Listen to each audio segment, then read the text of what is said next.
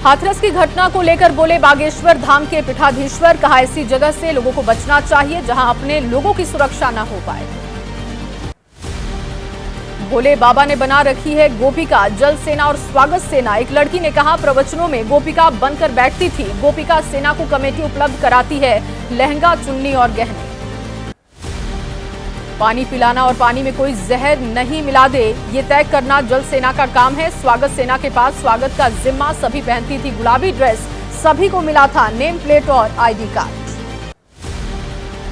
बाबा दौसा के paper leak mafia Harshvardhan Meena के घर लगता था दरबार। जहां लगता था दरबार, वहां से मिले बड़ी संख्या में महिलाओं के फॉर्म और उनके आधार कार्ड।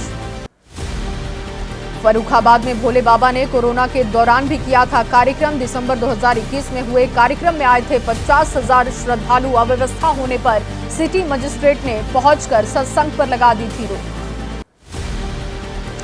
हाथरस हादसे के बाद कासगंज में बाबा के आश्रम में सन्नाटा। पटियाली में बहादुर नगर के इसी आश्रम से बाबा ने बढ़ाया साम्राज्य। करीब 50 बीघा जमीन में बना है आश्रम।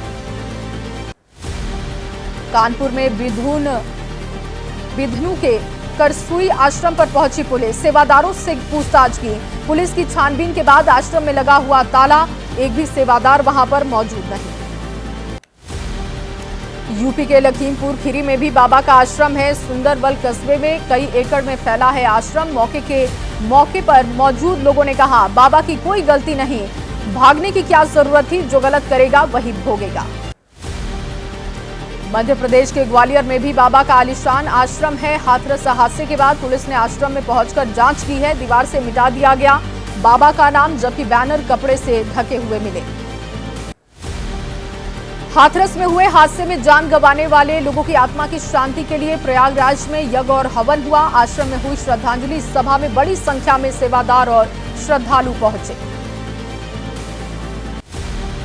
मुंबई के वानखेड़े स्टेडियम में हाउसफुल सेलिब्रेशन देखने को मिला। फैंस से खचाखच भरा स्टेडियम फुल होने के बाद बंद हो गई स्टेडियम में एंट्री। भीड़ को अंदर जाने से रोकना पड़ा।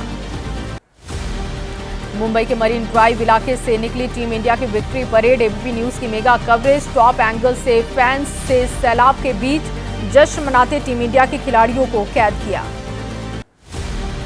मुंबई पहुंचे चैंपियंस का फैंस ने ग्रैंड वेलकम किया। मरीन ड्राइव पर उमड़ा भारतीय खिलाड़ियों के समर्थकों का सैलाब। मिलकर मनाया टीम इंडिया की जीत का जश्न।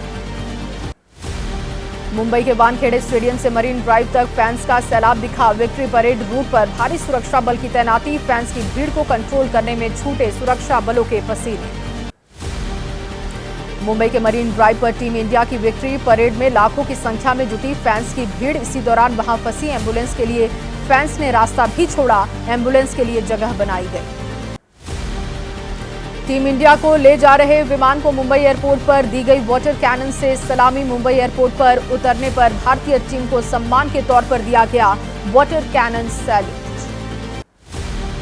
महाराष्ट्र के उप मुख्यमंत्री देवेंद्र फडणवीस ने कहा मुंबई में टीम इंडिया का बहुत हर्षोल्लास के साथ स्वागत किया गया। विधानसभा में भी खिलाड़ियों को सम्मान दिया जाएगा। और 9 सेकंड न्यूज में अब नीट परीक्षा से जुड़ी हुई खबरें दिखाएंगे, जिस पर लगातार एक्शन जारी है। नीट पेपर लीक मामले में एक और गिरफ्तारी हो गई है। सीबीआई ने धनबाद से अमन सिंह को गिरफ्तार किया है। फरार आरोपी रॉकी का करीबी है अमन सिंह। संजीव मुखिया का रिश्तेदार बताया जा रहा है।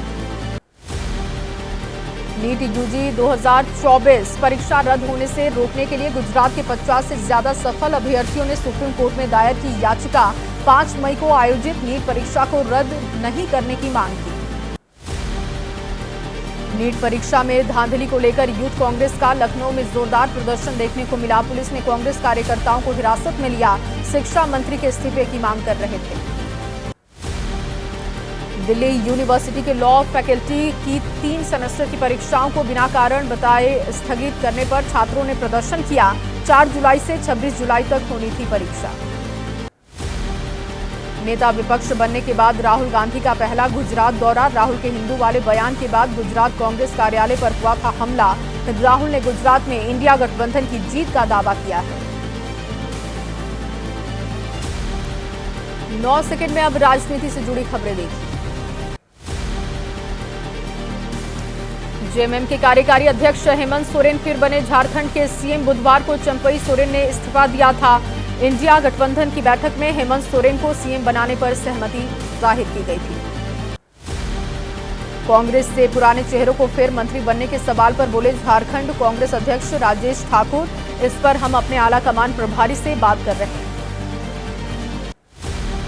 बीजेपी ने लगाया आरोप, झारखंड बीजेपी के पूर्व अध्यक्ष दीपक प्रकाश का बयान, चंपई सोरेन के साथ अन्याय हुआ है, बीजेपी उनका सम्मान करती है, करती रहेगी। जेएमएम सांसद महुआ मांझी ने कहा, पूरा झारखंड यही चाहता था कि 3 महीने के बाद विधानसभा चुनाव हो। हेमंत के नेतृत्व में महागठबंधन विधानसभा चुनाव लड़ेगा। इस्तीफा लिए जाने से चंपई सोरेन नाराज नहीं। वारिस पंजाब देश संगठन के प्रमुख अमृतपाल सिंह बतौर सांसद आज लेंगे शपथ। यूएपीए केस में जेल में बंद है अमृतपाल सिंह। सांसद चुने जाने के बाद शपथ के लिए कोर्ट से मांगी थी इजाजत। बारामूला से लोकसभा चुनाव जीतने वाले सांसद शेख अब्दुल रशीद इंजीनियर भी आज लेंगे शपथ। अलगाववादी नेता शेख अब्दुल रशीद को शपथ लेने के लिए कोर्ट ने दी है अंतरिम जमानत। चंद्रबाबू नायडू ने प्रधानमंत्री मोदी से मुलाकात की। केंद्र सरकार से आंध्र प्रदेश के लिए सहयोग मांगा है। पिछड़े क्षेत्रों के लिए विशेष पैकेज की मांग। केंद्रीय मंत्री शिवराज सिंह चौहान ने आंध्र प्रदेश के मुख्यमंत्री एन चंद्रबाबू नायडू से शिष्टाचार मुलाकात की। कहा, आंध्र प्रदेश के विकास में हम हर संभव सहयोग करेंगे। छत्तीसगढ़ के दौरे पर यूपी के नगीना से सांसद और आजाद समाज पार्टी के प्रमुख चंद्रशेखर आजाद ने राज्यपाल से मुलाकात की। बलौदा बाजार हिंसा मामले का संज्ञान लेने के लिए ज्ञापन सौंपा। यूपी की गाजीपुर सीट से एसपी सांसद अफजाल अंसारी की सांसदी पर खतरा है। इलाहाबाद हाई कोर्ट ने सुनवाई के बाद रिजर्व किया फैसला। अगले हफ्ते तक फैसला आने की उम्मीद है। सजा हुई तो चली जाएगी सांसदी। 8 से 10 जुलाई तक रूस ऑस्ट्रिया का दौरा करेंगे पीएम मोदी। राष्ट्रपति व्लादिमीर पुतिन के निमंत्रण पर 22वें भारत रूस वार्षिक शिखर सम्मेलन में हिस्सा लेंगे। उपराष्ट्रपति जगदीप धनखड़ 6 से 7 जुलाई को केरल के 2 दिवसीय दौरे पर होंगे। भारतीय अंतरिक्ष विज्ञान और प्रौद्योगिकी संस्थान के 12वें दीक्षांत समारोह को संबोधित करेंगे।